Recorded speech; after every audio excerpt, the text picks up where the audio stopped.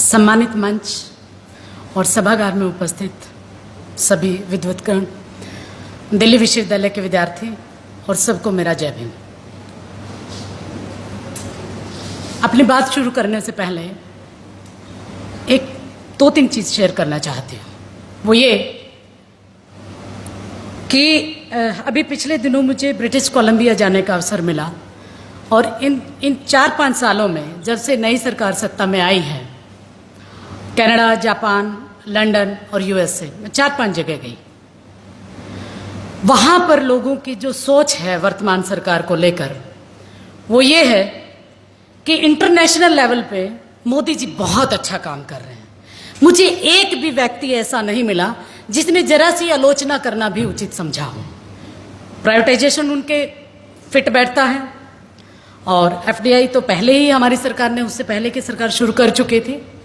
तमाम जितने भी लोगों से मेरी मुलाकात हुई सबने ये कहा बहुत अच्छा कर रहा है। ये मैं आपको बताना इसलिए चाहती हूँ कि आज जिस तरीके का मीडिया, स्ट्रीम मीडिया, जो मुद्दों को छोड़कर जो पूरे वैश्विक स्तर पे जो चर्चा में है वो पॉजिटिवनेस दिखाई देती है। और मुझे कहने में ये गुरेज नहीं कि जो बाहर जो लोग देखते हैं, पढ़ते हैं, सुनते हैं, वो लोग हैं जो मेन स्ट्रीम के मीडिया को ज़्यादा देखते हैं और उससे एक ऐसी इमेज वर्तमान सरकार की बन चुकी है जिससे उनको ये लगता है कि भारत में सब कुछ ठीक है, सबका विकास है, सबका साथ है। एक छोटा सा उदाहरण अभी मैं 2 दिन पहले का बताती हूँ। आपको याद होगा अभी शर्मा जी जब बोल रहे थे, उन्होंने भी जिक्र किया दलित मुद्दों का। मैं भी एकदम करंट का ही 2-3 मिनट में बात करने की कोशिश करूंगी। तमिलनाडु में स्कूल में बच्चों को बैंड पहनाए गए ताकि उनका आइडेंटिफिकेशन अच्छे से किया जा सके। नंबर 2, कर्नाटका में बीजेपी के ही एमएलए को मंदिर में घुसने नहीं दिया। नंबर 3 जिसकी मैं चर्चा करना चाहती हूँ वो ये कि अभी इंडिया हेड पे ट्यूसडे को मुझे पैनल में बोलने का अवसर मिला। वहाँ पर जो मेरे साथी थे बीजेपी के, वो ये कोशिश में थे कि वो ये बता पाए पूरी पब्लिक को कि देश में सबका साथ है और सबका विकास है। मैंने उनसे एकदम तुरंत बाद ये जवाब दिया कि सबका साथ, सबका विकास, लेकिन दलितों का विनाश।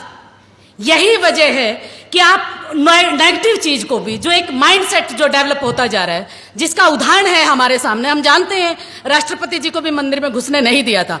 हम जानते हैं कि अभी बीजेपी के खुद के एमएलए के साथ ये व्यवहार है। हम ये बहुत अच्छी तरह जानते हैं कि लोकसभा के अध्यक्ष जो सीधा कहते हैं कि ब्राह्मण ही सारी चीजों का जनक है, तो सारी की सारी जमात को, सारे के सारे भारत की जनता को वो डिग्रेड करते हैं।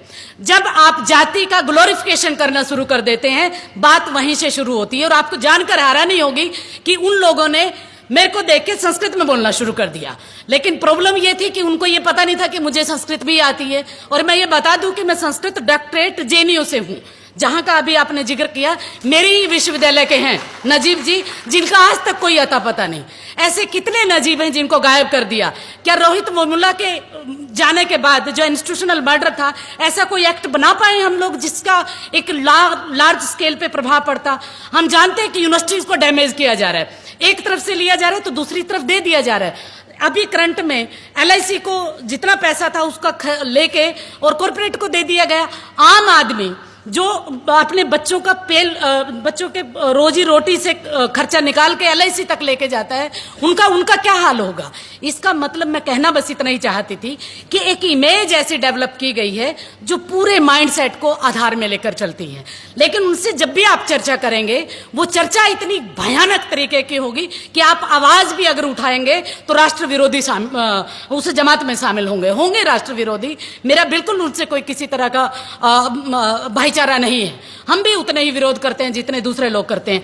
लेकिन इसका मतलब कतई नहीं कि आप अपनी जवानी बंद कर दें। मैंने जैसे ही स्मृति ईरानी का उदाहरण लिया कि स्मृति ईरानी का अभी 2 दिन पहले बयान आया है, उन्होंने कहा है कि हिंदुओं और दलितों की हालत कश्मीर में बहुत खराब थी, इसलिए उन्होंने ये 370 का मुद्दा लेके आए।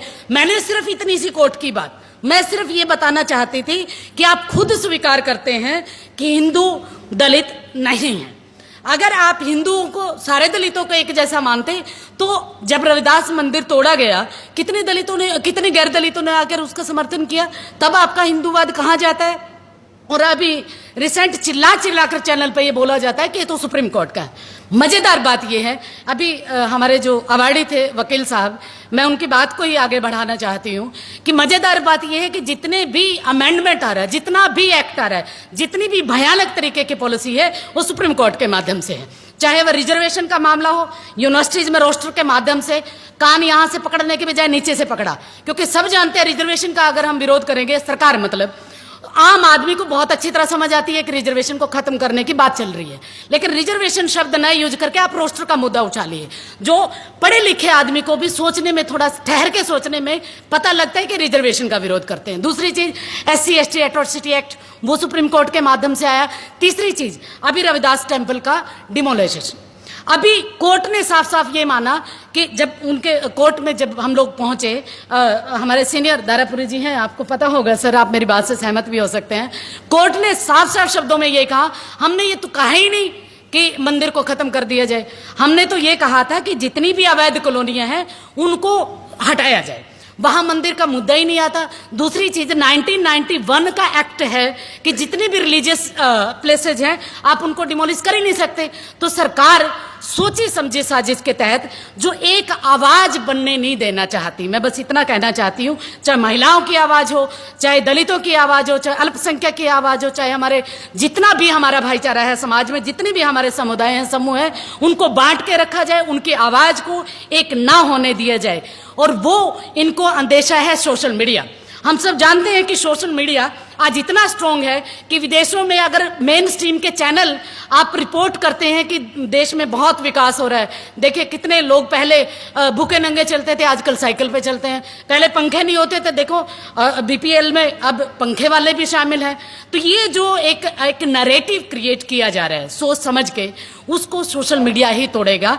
और ये अंदेशा है जो सर ने बता ही दिया, अभी एक्सप्रेस न्यूज वाले थे जो उन्होंने बताया, स्वराज एक्सप्रेस वाले, कि अब इसके ऊपर भी बहुत बड़ी गाज आने वाली है, हम लोगों का भी नंबर आने वाला है। हम लोग जो यूनिवर्सिटीज में जो पढ़ा रहे हैं, अपने आप को ये समझते थे कि हम 30 मार्क का है, हम कुछ भी बोल कुछ भी सुन सकते हैं। खैर मैं सर की बात को कोट करते हुए कहूंगी कि डरपोक वो लोग हैं जो हमारी छानबीन करते हैं, लेकिन वो डरपोक इसलिए भी हैं, आप जाति के सवाल पर बात करते हैं, लेकिन मोहन भागवत जी अपनी जाति नहीं बताते कि वो आए कहां थे, उनके पूर्वज हैं कहां के। आखिर आप बातें करनी है तो करिए ना, फिर हम भी तैयार हैं। आप आरक्षण की समीक्षा करना चाहते हैं, हम भी तैयार हैं, टेबल पे तो आइए। या आप सिर्फ धमकाने की नीति पर विश्वास करते हैं?